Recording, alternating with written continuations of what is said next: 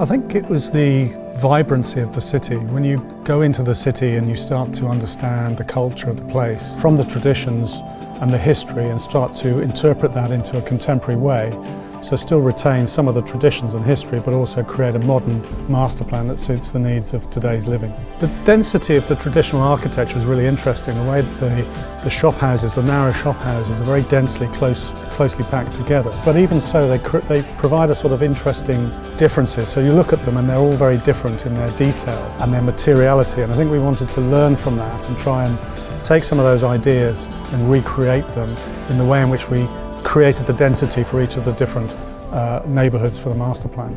So it's not just the activity on the street or the architecture, it's also interestingly the activity of life that happens on the upper levels, in particular the roofscape. So it's activating the whole of the city in three dimensions almost.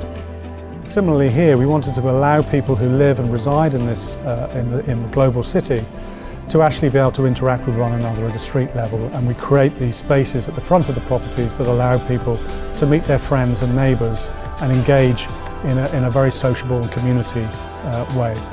So we wanted to create something that's modern, contemporary, that is suitable for the way in which people live, but very much forward thinking about creating a design for a global city.